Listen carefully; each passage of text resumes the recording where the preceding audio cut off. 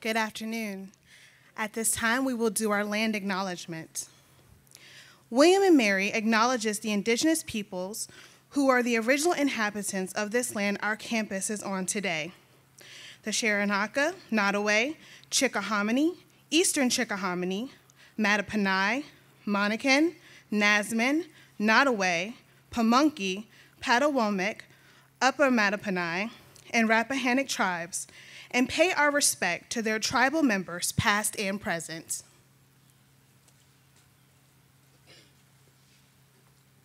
Good afternoon. I will be reading the statement on slavery and its legacies. The Board of Visitors acknowledges that William and Mary enslaved people, exploited them in their labor, and perpetuated the legacies of racial discrimination. The board profoundly regrets these activities, apologizes for them, expresses its deep appreciation for the contributions made by the African and African American members of its community to the vitality of William and Mary, then, now, and for all time coming, and commits to continue our efforts to remedy the lingering effects of past injustices.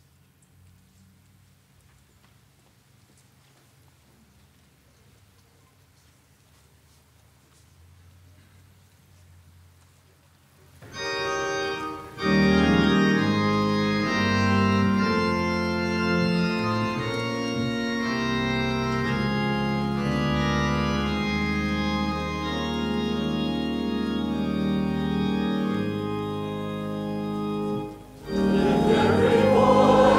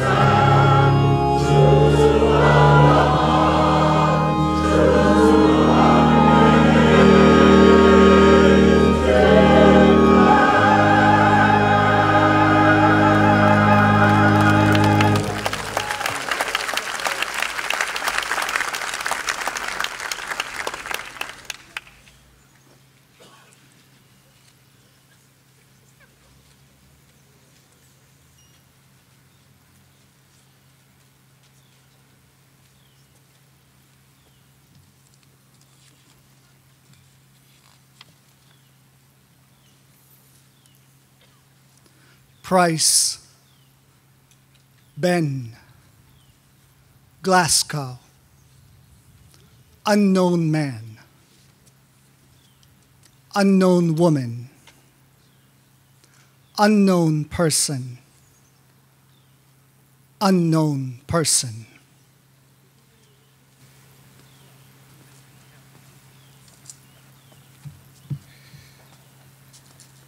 Catherine, Elizabeth, James, unknown person, unknown person, unknown person, unknown person.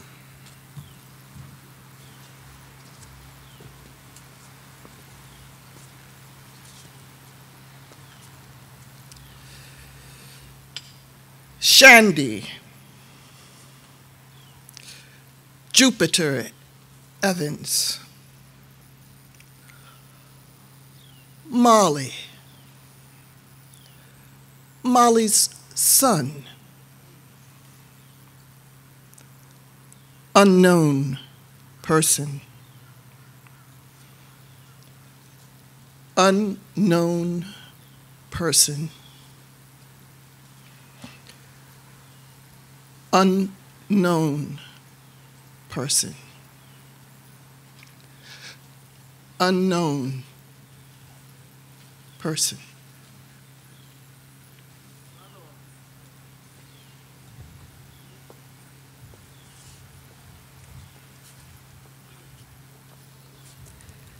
William, Belidia, Daniel, a person whose name is unknown. A person whose name is unknown. A person whose name is unknown. A person whose name is unknown.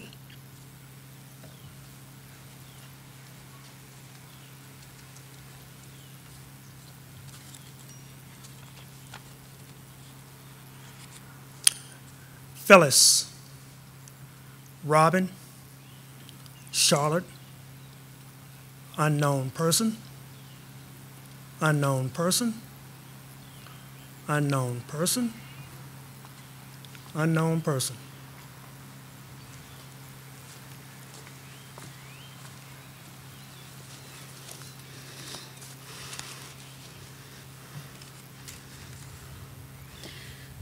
Fanny, Jenny, Molly. Y'all give me a minute because while I was here as a student, I got to be known by my name. A person who is unknown, like that. A person who is unknown. A person who is unknown. A person who is unknown. Thank you for making the way for me.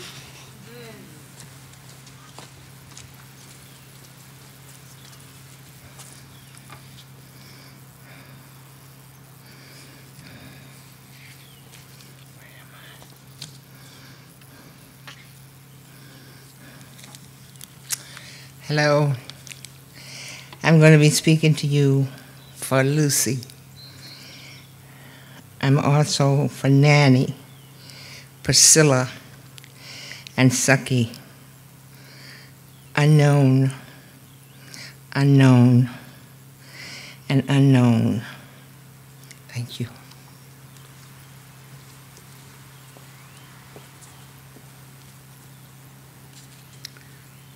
For Charlotte, Sally, Molly, Frank, an unknown man, an unknown man, an unknown man, an unknown man.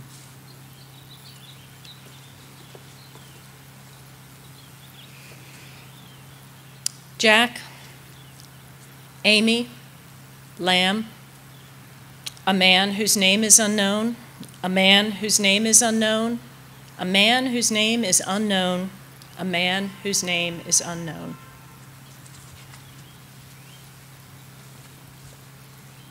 For Adam, Bob, Nero, unknown man, unknown man, unknown man, unknown man.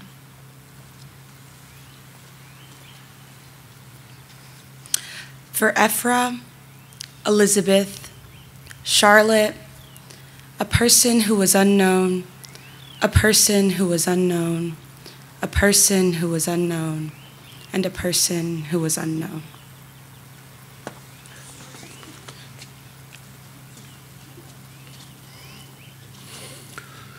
James Hemmings, Robert Hemmings, Betty, unknown man, unknown Cooper, unknown woodcutter, unknown man.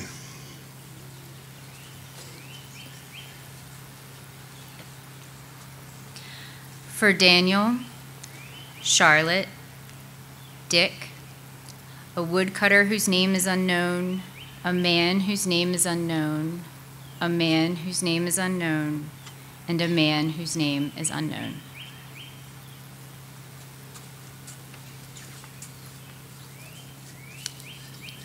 For Gerald, James, Kate, unknown wheelwright, unknown glazier, unknown man.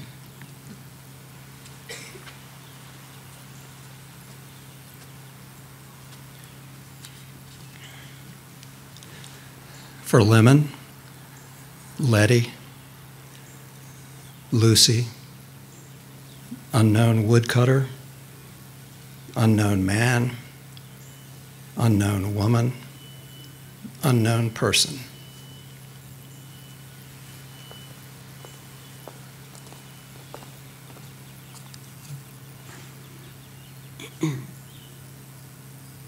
For Mass, Nanny, Frankie, unknown man, unknown woman, unknown carpenter.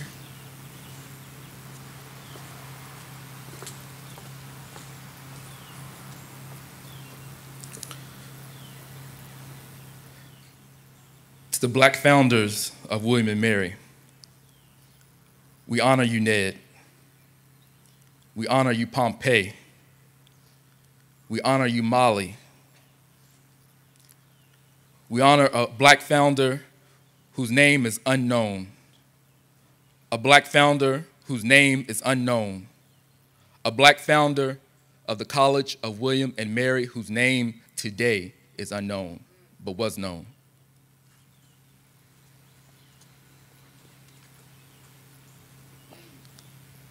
Adam, Lucy, Andrew, unknown man.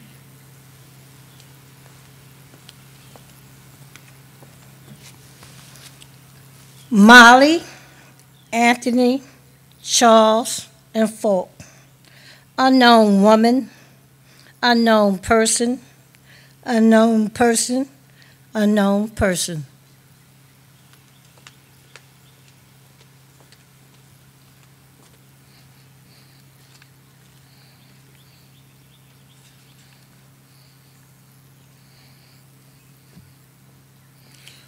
Reading for Antonia Saunders, Marcy, Cato, Lewis, unknown woman, unknown person, unknown person, unknown person.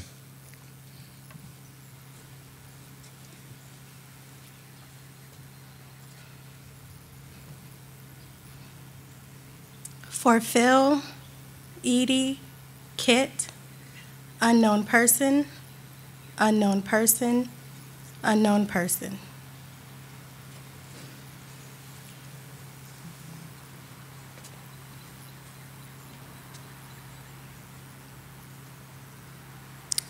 For Phil, Edie, Kit, unknown person, unknown person, unknown person.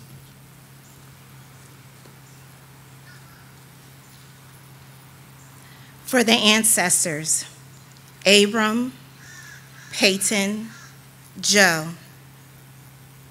and persons' names that is unknown, a person's name that is unknown, and an ancestor's name that is unknown.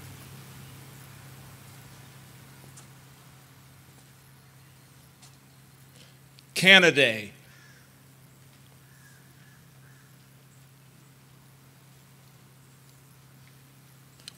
Kennedy,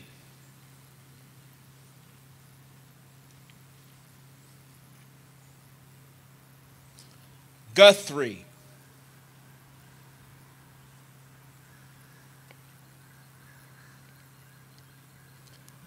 a human being whose name we do not know.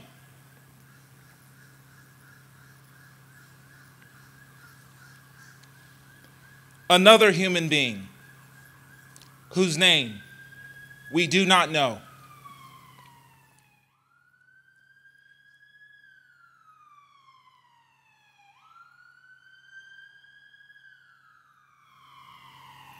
And yet another human being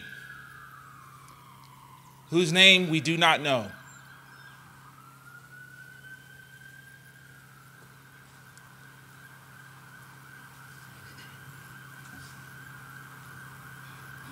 Hunt, William, a person whose name is unknown. A person whose name is unknown. A person whose name is unknown.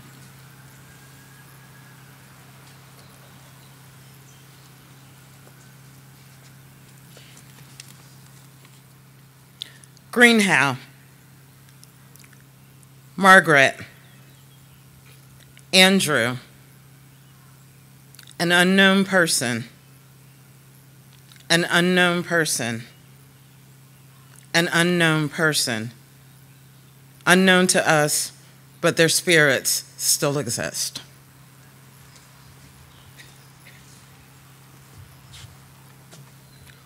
For London, for Elizabeth, for Frankie, for unknown person, for unknown person, for unknown person.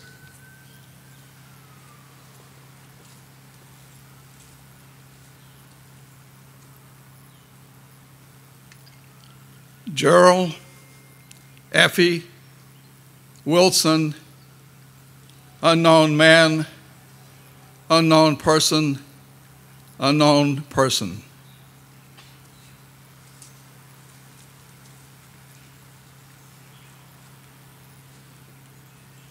Peggy, Tom Mask, Frank Addison, unknown person, unknown soul, but my ancestor. Unknown person, and once again, unknown person, our ancestors that are here with us today.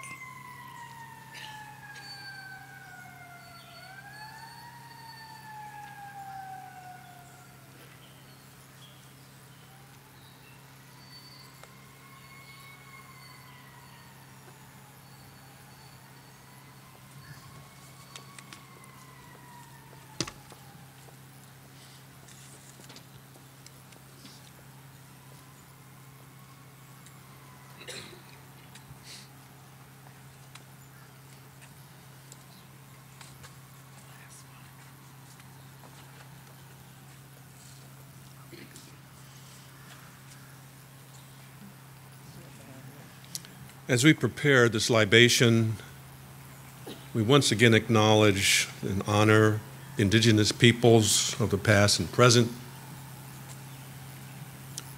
who were the original inhabitants of the land upon which this memorial sits and where we are standing and seated today.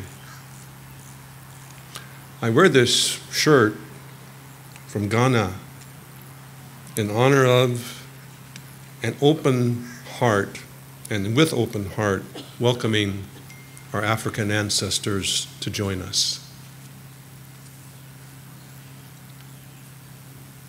We gather here today to pay homage to and recognize those enslaved ancestors who have had no voice among mountains of voices.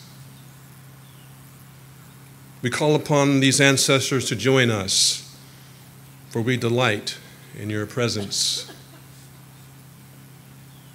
For Africa, the motherland, cradle of civilization, for our ancestors and their courageous spirit, for our elders who sacrificed much for us, for our fathers and mothers who came here, lived, loved, struggled to the day. They built here. At this time, at this place, their love and labor rose like the sun, flowed like the ocean waves, and gave strength and meaning to the day. For them, then, who gave so much, we give in return. On this same soil, we will sow our seeds in liberation and a higher level of human life. May our eyes be the eagle, our strength be the elephant, and the boldness of our life be like the lion. Now we pour this libation in the direction of the four winds, north, south, east, and west, to honor the ancestors and clear the way for the rest of the ceremony.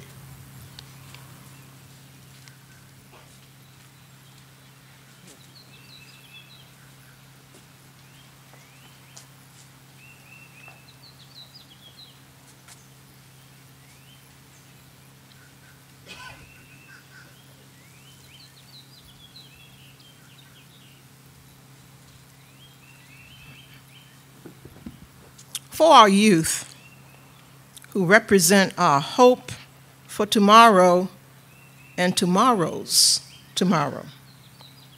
For our people, the original people, I pour this libation to the South.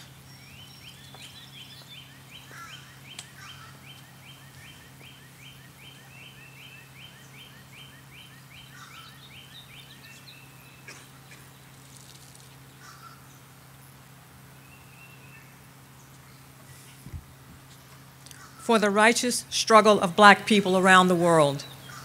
For Umoja, the principle of unity, which should guide us in all that we do.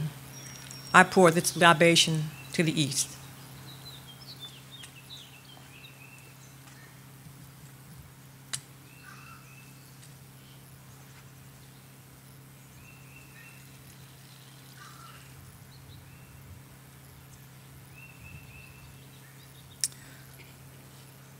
For the Creator, who provides all things, great and small, I pour this libation to the West.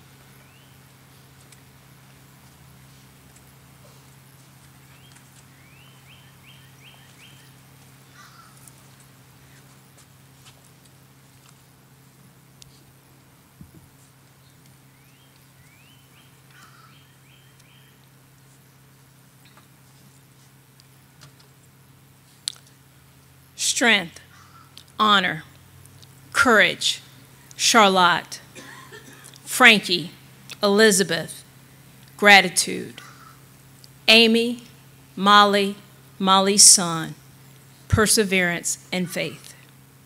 Good afternoon. I am Sean Glover, and I serve as a Chief Diversity Officer and co-chair of the Memorial Building Committee.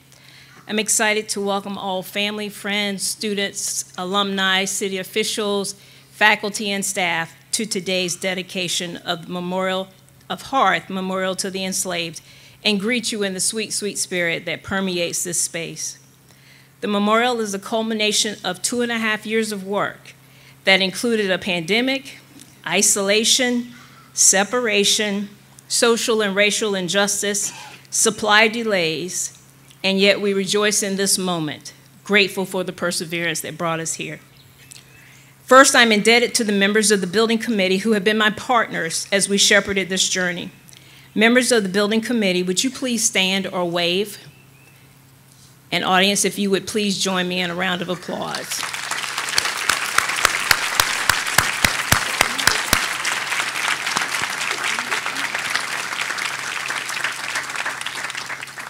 I also want to thank Amber Hall, who is our Senior Project Director, who has done an exceptional job in leading and guiding this process through the appropriate steps. Amber, if you are here, would you stand?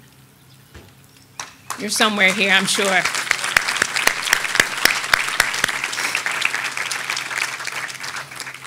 Our architectural firm, Baskerville, represented today by Bert Pennock, Anka Lipkin, Sonny Joy Hogg, Tony Wynn, and Will Sindor. Would you all please stand?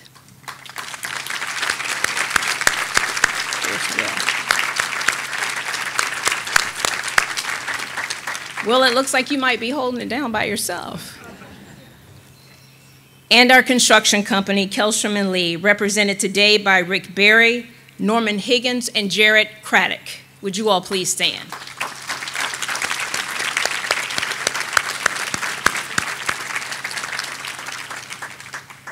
Thank you all for your unwavering spirit in helping us to reach our goal.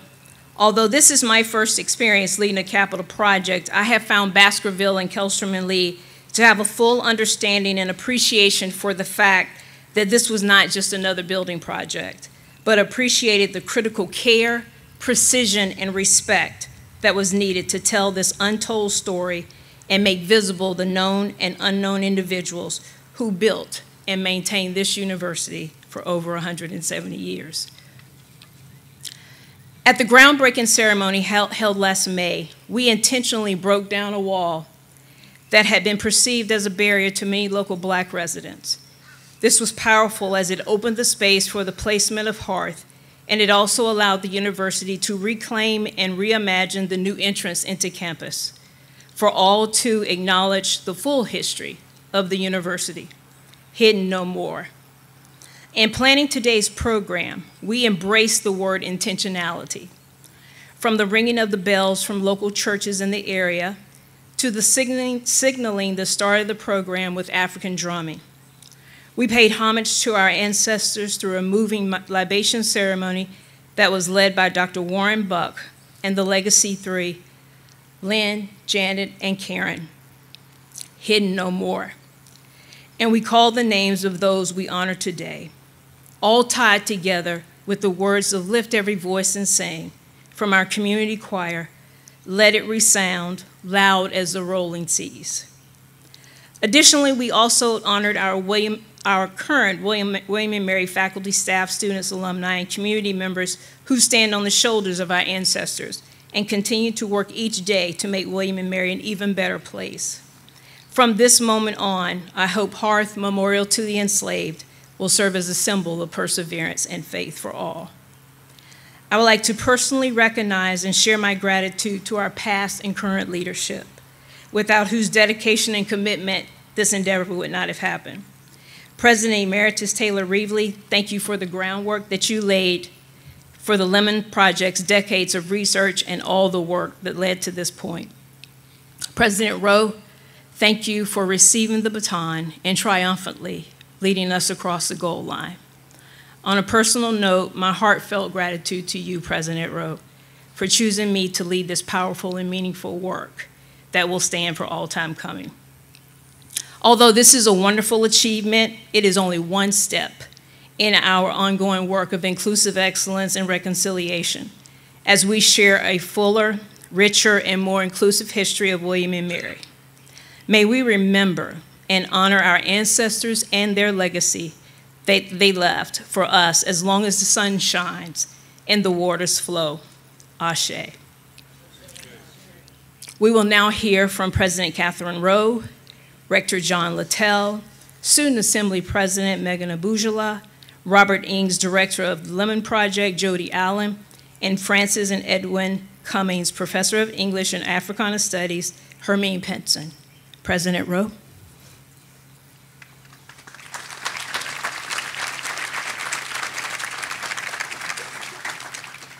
Thank you, Dr. Glover, for the beautiful welcome. Honored guests, I'm President Catherine Rowe. I am filled with a sense of honor and gratitude to be here with you today. It was a little less than a year ago, as Dr. Glover has said, when many of us gathered to commemorate the Legacy Tribute Garden and to break ground for this memorial. The promise we made then is realized today as we dedicate Hearth, William and Mary's Memorial to the Enslaved. But even more so, it will be realized and consecrated every time a student, faculty, or staff member, neighbor, or visitor walks through this archway and reads these names, known and unknown, and still to come. It will be realized in the commitment that they bring to learn and acknowledge the difficult history memorialized here. So I too will begin with acknowledgement by reading the plain language from the plaque for Hearth. William and Mary enslaved Africans and African Americans for over 172 years. This memorial seeks to remember and honor those individuals through the symbol of the hearth, which evokes at once the harsh, forced labor of chattel slavery, as well as a place of gathering, strength, and community. Indeed, enslaved people made a way out of no way. These plain words are not comfortable, nor simple, nor are they meant to be. They should not be. Yet when we make plain the legacy of slavery and racism in this country, we create the possibility for unity by acknowledging forthrightly what has been neglected or actively hidden. Frank acknowledgement of painful facts is powerful and necessary for a healthy, pluralistic democracy. And while we have much work to do still at William and Mary, by naming plainly the dehumanization of those enslaved here and their agency as human beings, this memorial begins to fulfill our collective responsibility to affirm the value of labor who has laborers who have been invisible, to name and acknowledge those who built and created the space that we benefit from now on this campus in Williamsburg, in the Commonwealth of Virginia, and in our country. For more than a decade, so many people imagined this memorial and worked to bring us to this season. I'm going to try to name them by groups. I want to ask you to join me in applause in thanking them by group. I know I'm going to leave somebody out. If I have, I hope you hear yourself in our intent. Students called on William and Mary first to learn and make public our university's history, to recover the stories and the names of the human beings William and Mary enslaved. It is fitting that William and Mary students first asked the university to live up to our values of belonging, curiosity, integrity, and respect. Please join me in a round of applause for them.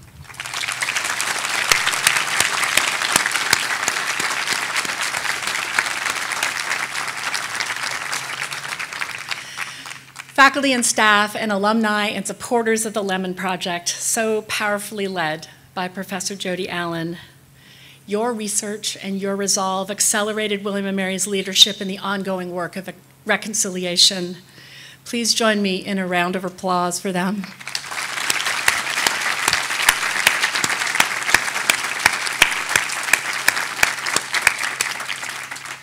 Former William and Mary President Taylor Reevely, current and former members of the Board of Visitors, community members in Williamsburg, and friends of William and Mary who joined in and backed this work. Your efforts remind us all of the power of collective action, and that remembrance too must be shared. Please join me in a round of applause for them.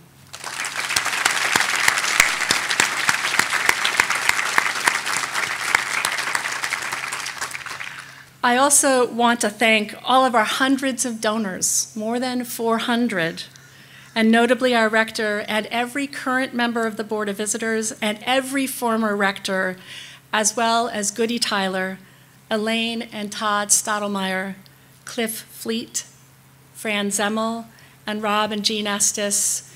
You helped ensure that William and Mary would lead, not follow, in the ongoing work of reconciliation.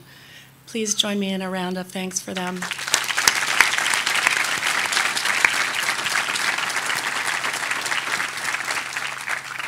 As many of you know, my office is right over there, and my office window looks right here.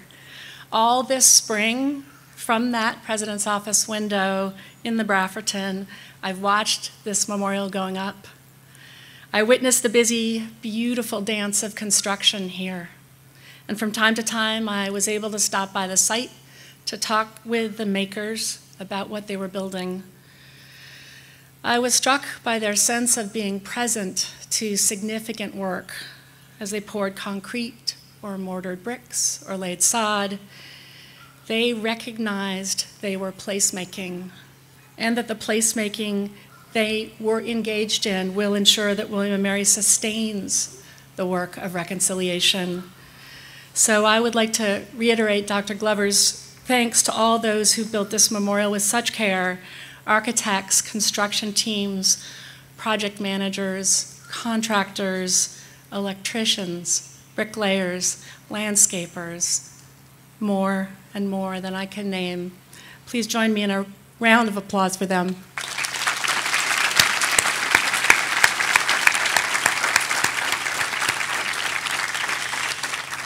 So many of you know that I'm a literary scholar, trained in close reading, and all spring I've been studying Hearth's design as it emerged from scaffolding. I'd like to share just a few discoveries to speed you on your way of close reading this incredible space and this magnificent memorial. Many elements of Hearth quite literally build on what was here before, adapting it, reclaiming it, reusing it. The term of art is palimpsest. The path of a ghost wall runs under the memorial. You can see its echo right there. There's rubble that textures the low corners of the arch over there. That's to keep you from walking underneath and bonking your head. That rubble is the remains of the wall itself. It's the remains of that wall. These elements of the design, and there are many others, keep present the memory of that groundbreaking, the moment when William and Mary chose, with intentionality, in a measured and careful way, to break a barrier. They remind us that to open new doorways in walls that have stood for a long time requires collective imagination and effort. And they affirm that we will never overwrite history. We accept the past to build on it, as the great James Baldwin says. We learn how to use it to help us change and grow. Use it, reclaim it, reuse it. In the midst of this ancient campus, Hearth holds its space solidly, formidably. And it has already struck up a conversation with the buildings around it. If that has not caught your attention yet, it soon will. One thread of the architectural conversation has to do with bricks. The black bricks that we see here are everywhere present in William and Mary's walls. Look around you. Look at the other buildings. In the older walls, they appear randomly. Their contrast in color is a light presence, carrying little symbolic meaning. Hearth calls in those bricks formally into patterns. African basket weave, a tall, strong spine emerging from the wall. The color of these bricks matters now.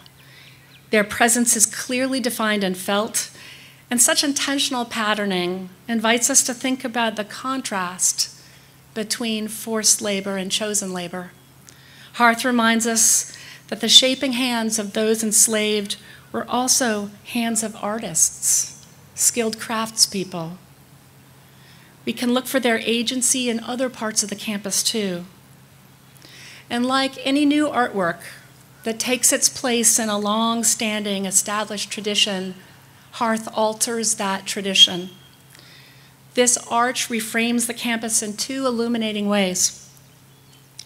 In this direction, towards the Wren and the ancient campus and its dependencies, it reframes a colonial work path into a passage for recollection, reflection, mourning, art, maybe studying, learning. In this direction, towards the Sankofa seed and the legacy garden, it traces a path of regeneration to the more inclusive histories that we can make together. This passage offers multiple ways to be present to our past and to our future for anyone who stops here. You know, I could keep going, right? But I will stop here. The fuller meanings of this memorial for William and Mary are still to discover, and that will be such a delight, such rewarding work. Those meanings will unfold in the traditions and ceremonies that new generations of students and faculty and staff and administrators will create around Hearth and our neighbors and new generations of alumni. And you know they will, especially the students. You know that making new traditions is a favorite pastime at William and Mary. So watch this space, see what they do. With today's placemaking, we honor that future placemaking, those discoveries and those meanings that will be made here by affirming that William and Mary will continue to lead in the ongoing work of reconciliation. So my invitation to you is to keep coming back, to look and listen closely. Join in this William and Mary tradition of making a more inclusive history by challenging what is known in order to create something new that honors our past and the ways that the present moment calls for. Thank you.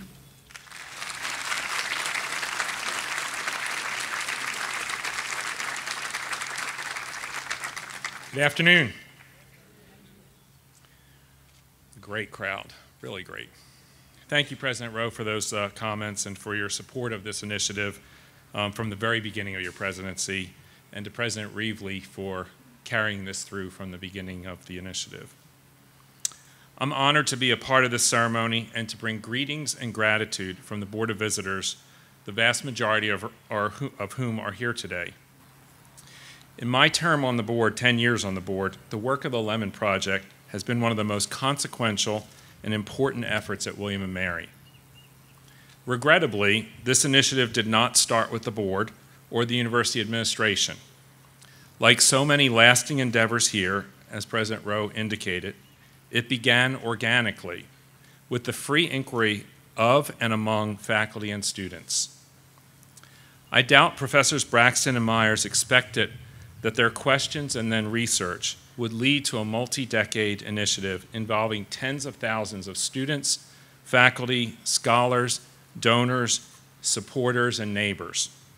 But that's what's indicative about what's possible at William and Mary. In 2006, they wrote, "We have come to the conclusion that now is a propitious time for William and Mary to commission a full study of this important matter, and that doing so will at once educate those who are ignorant and help prepare a future where full diversity can be pursued with a knowledge of the past."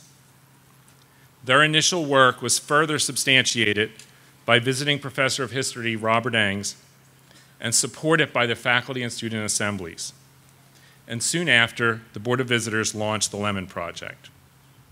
Since then, so much work has been done to educate, to learn from others, to create dialogue, and in doing so, to repair and reconcile our community about our complex past.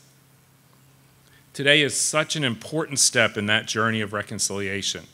I don't want to say culmination because we have much more work still to do, but do recognize how significant this moment is. Saying the names, remembering people, having this present in our ancient campus. In Virginia and in Williamsburg and here at William & Mary, we embrace and actively share our history. Unfortunately, that history has often been incomplete or incorrect. The most appropriate thing we can do as students, teachers, and participants in that history is to share all of it, the good and the great, the bad and the brutal. Thank you to Professor Jody Allen and to everyone who has worked so hard as part of the Lemon Project. Your leadership, your focus on research, your commitment to include the whole community in this work have not only helped us more fully understand our history, but you have made us a far better institution and a more welcoming community. I especially want to thank Dr. Shawn Glover, not only for her role in this project in the memorial, but for the constant and expert work that she has done with the Board of Visitors and this campus. She has attended almost every one of our Board of Visitors meetings, which is pretty astounding.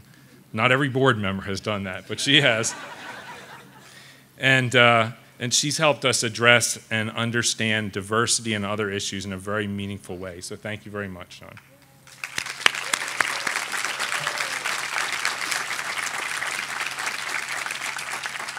I also want to recognize my predecessors as rectors, beginning with Michael Powell, our first African-American rector, who led the board when the Lemon Project was launched, to Hank Wolf and Jeff Trammell, and Todd Stottlemyre, who was rector when the Board of Visitors officially apologized for William & Mary's role in slavery and segregation.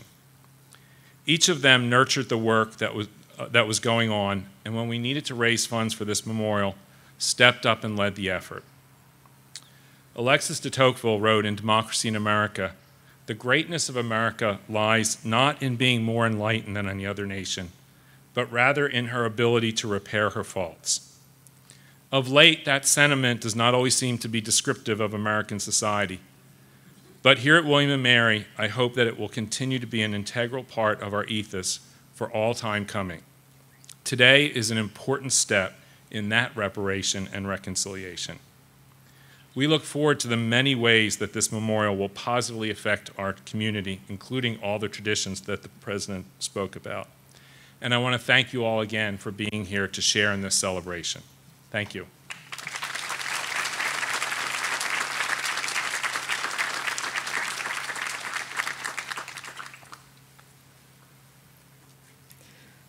Good afternoon, everyone. My name is Meghana Bujala.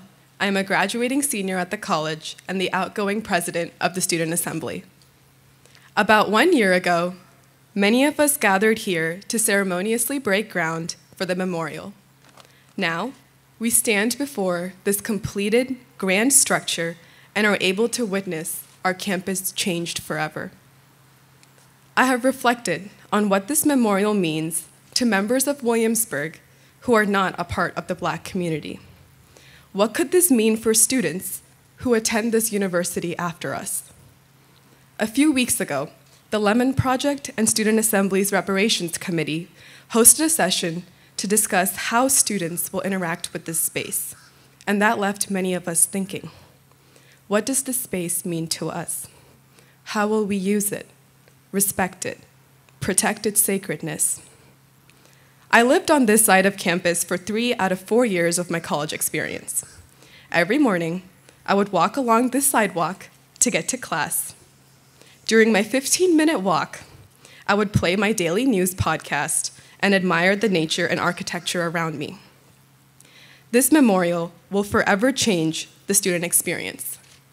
For the past few months, I passed this construction site and thought of its significance every day. From here on out, students will read the names of the people who were enslaved by this university every single time that they enter campus for class. Students who have the privilege of not tuning in to conversations about race will read these names in their minds every day. There is power in bringing the names of those who built and cared for this university to life. For those students who have been advocating for systemic equality and against racial injustice on campus, this serves as a meaningful step. As a university, we now recognize the role we played in protecting the system of slavery, loud and clear. Many students on campus have felt that their personal story, their history, has been unheard, unrecognized. This memorial has fundamentally changed the way people perceive our campus. We are facing our burden and celebrating all of the lives that were here before us head on. At William & Mary, we take pride in our history as the alma mater of the nation. I have taken many classes in the Wren building and feel the same feeling of exhilaration every time I walk in.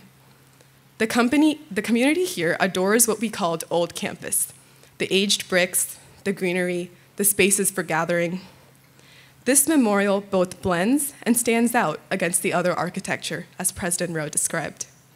It fills in the chapters of the stories present in our old buildings. It provides a space for community. At the same time, you can now not walk to the Wren without seeing the memorial.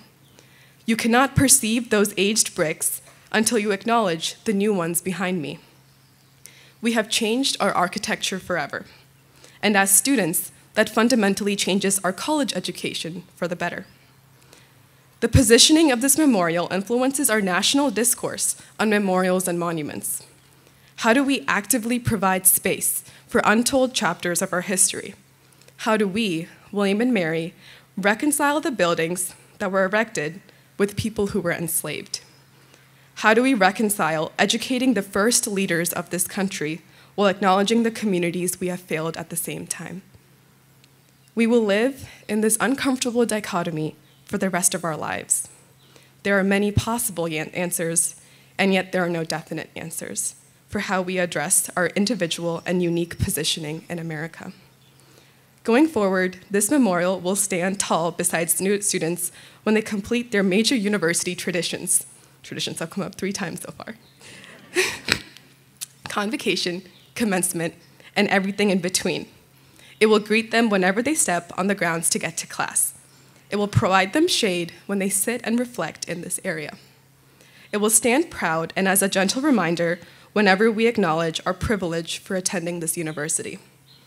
It will remind us all, every day, of our complicated goal to both address inequities within our system and celebrate the lives of those who came before us. Our journey, as a nation and as a university, is just beginning. Last year, at the groundbreaking, I said, "This memorial is a meaningful milestone in acknowledging 170 years of slavery on this campus. But now, we have 158 remaining years, now 159, of recent history to confront. And I look forward to the steps we take to tackle the complicated web of institutional inequality. As a student body, we are humbled and grateful to have heard and learned from the passionate students, staff, and faculty who have made this memorial a reality. We are hopeful that this large step will take us to a brighter future, and we are deeply thankful for all of you that came to today's ceremony. Thank you.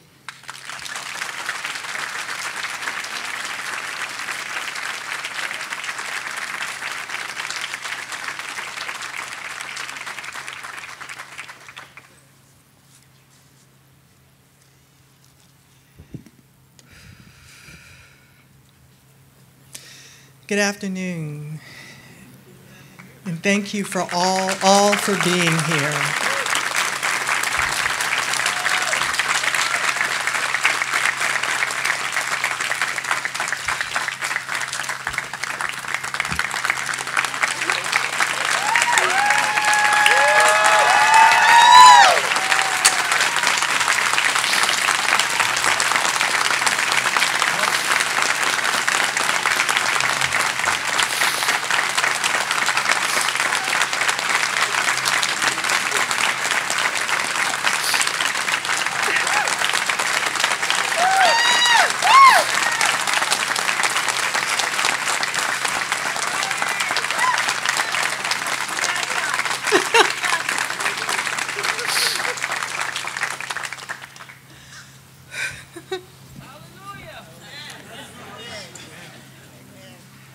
So for at least a month now, I have been saying I'm not going to cry.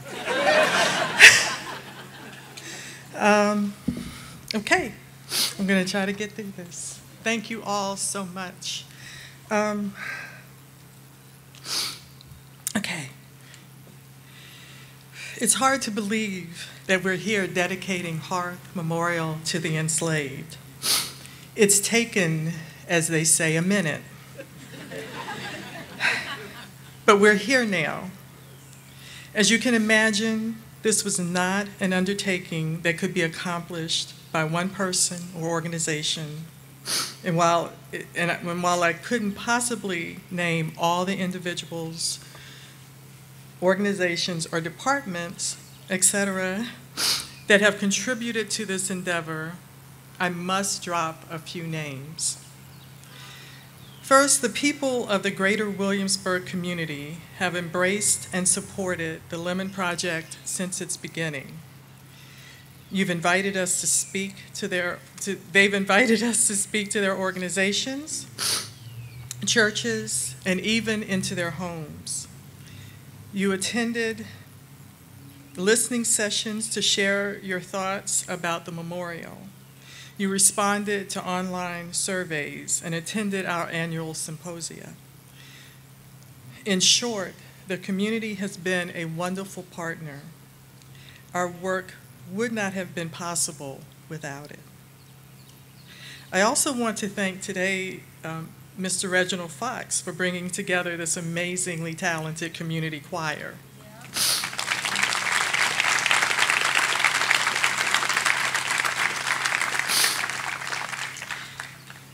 In the planning stages for this event, the idea of asking local churches to ring their bells today from 1:45 until 1:55 to usher in this momentous occasion we came up with that idea, but we weren't sure how it might go. But we're grateful to the churches that did participate. I'm also grateful for Mr. Donald Hill, who helped me contact churches. But I want to call the historic First Baptist Church, New Zion Baptist Church, Bruton Parish Episcopal Church, and St. Bede Catholic Church for taking part. We are also aware that other churches that we don't know about may have participated, and if you know of others, please share their names with us so they can be included in the record of today. Finally, I thank the members of the Lemon Project team who have served over the years. And there are a lot of them, so I will not name everyone. But I want to offer a special shout out to the current team members, to Dr. Sarah Thomas, Dr. Jawan Johnson, Derek Vorey Reed, and Caroline Watson. Thank you.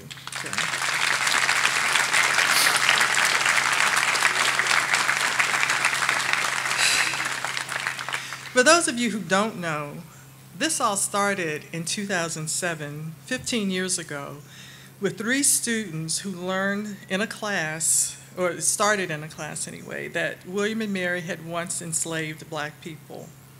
These students were Rochelle Faithful, then president of the campus chapter of the NAACP, Justin Reed, a member of at that time of the NAACP, and Tassimi Zegehi, who was a student assembly senator representing the class of 2008. I am delighted to be able to say that Rochelle and Justin are with us today. Please stand.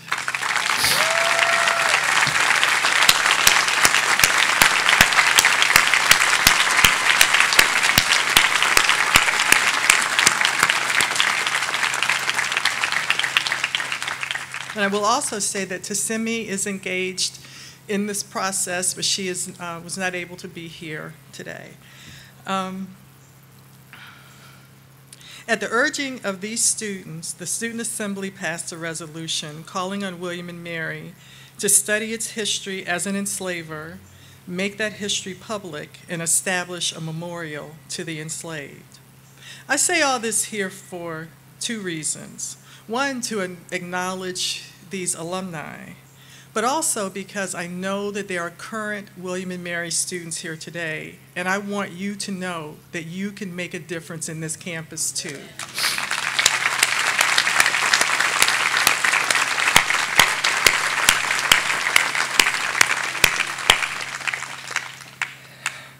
After the Student Assembly resolution was passed, that following year, Dr. Terry Myers and Dr. Joanne Braxton led, and they had been working on this for some years, as Rector Littell suggested, passed a similar resolution calling on William and Mary to study its history regarding race. Together, these two resolutions prompted actions. The late Dr. Robert Francis Ings, my friend and mentor, was invited to spend a semester at William and Mary to teach a course and work with graduate students and a faculty committee to uncover this story. Bob's report to the Board of Visitors led to a third resolution acknowledging William and Mary's role as an enslaver, its inhospitality to the African American community, and the third thing it did was establish the Lemon Project, a journey of reconciliation. Additionally, the Lemon Project has benefited from the support of 3 presidents, Jean Nickel, Taylor Reevely, and Catherine Rowe, and 3 provosts, Jeff Feist, Michael Halloran, and Peggy Agoras. And I won't name all the BOV members' names, but the Board of Visitors also. Thank you all.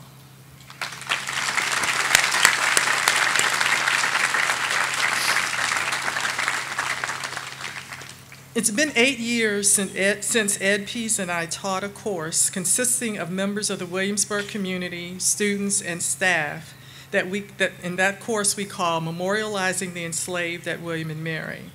The Lemon Project Committee on Memorialization, affectionately known as LIPCOM, grew out of that course. And it was this committee, after gathering feedback, that determined the 3 key requirements for the establishment of the memorial. It needed to be located on the historic campus, check. The design needed to be selected through an idea competition, check. And the names of the enslaved needed to be included, check. All 3 have come to pass. Currently, there's a concern across the country that learning, teaching, and acknowledging African American history, especially slavery, will somehow diminish the country and damage our youth. Nothing could be further from the truth. And we don't raise our children with the mandate to always tell the truth. The country must be a good role model for our youth. The truth is that millions of people were stolen from their homeland and families and friends, forced to labor for generations without compensation under horrifying conditions. The truth is that from its beginnings until 1865, slavery was at the very economic foundation of this country. That's the truth. Another truth could and should be that 100 years from now, when historians are writing about the early years of the 21st century, they will be able to say that it was during this time in U.S. history that individuals and institutions acknowledged and began addressing the truth about slavery and Jim Crow.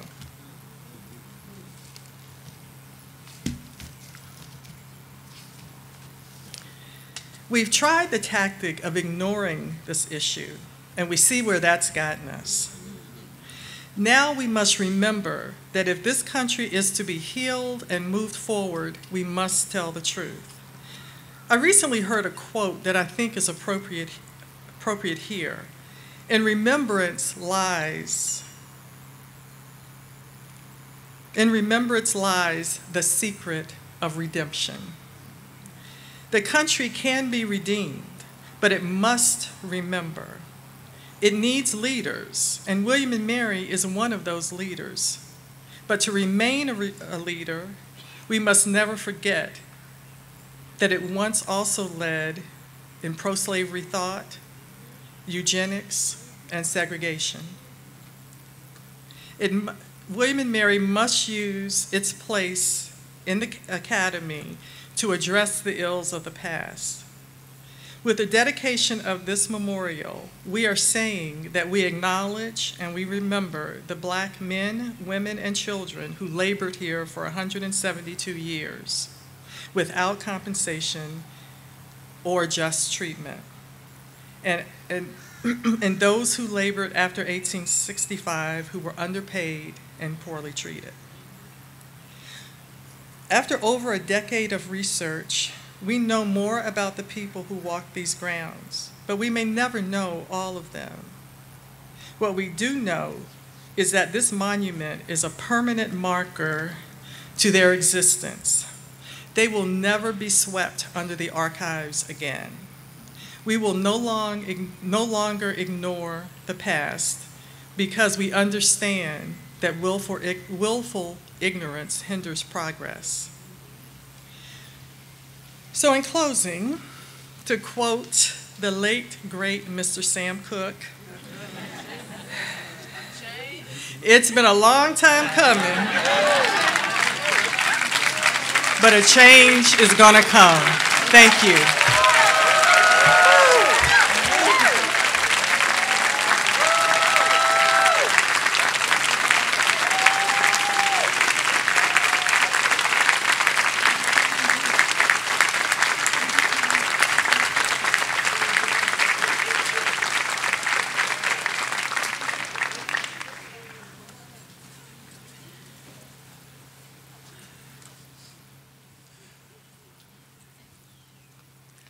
What an honor it is to just be here today with everyone. I'm not going to name names or anything. I'm just going to do my little part.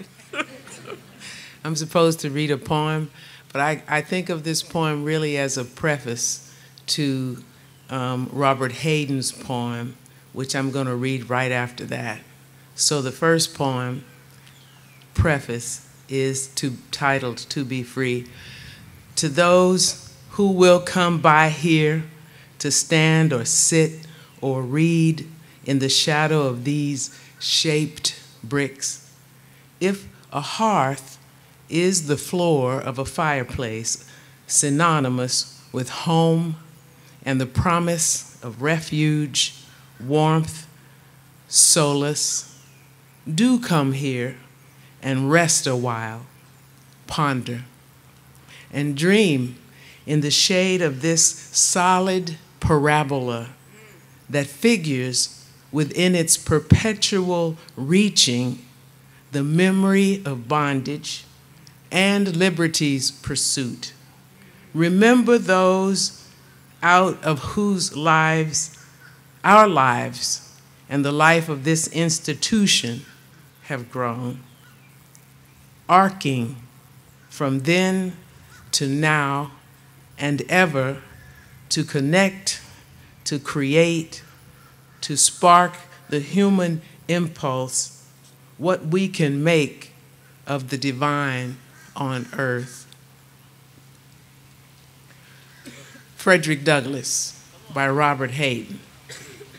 When it is finally ours, this freedom, this liberty, this beautiful and terrible thing, needful to man as air, usable as earth, when it becomes at last to all, when it is truly instinct, brain matter, diastole, systole, reflex action, when it is finally one, when it is more than the gaudy mumbo-jumbo of politicians, this man, this Douglass, this former slave, this Negro beaten to his knees, exiled, visioning a world where none is lonely, none hunted, alien, This man, superb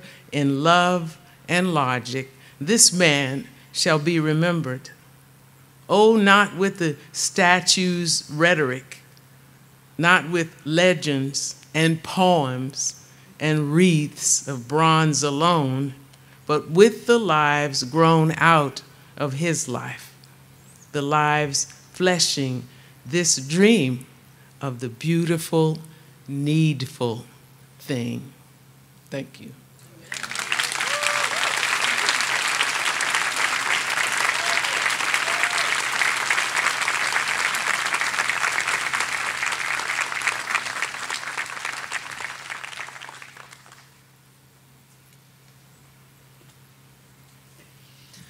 Something to have a poet, something to have a poet who knows the right words and who can bring the right words.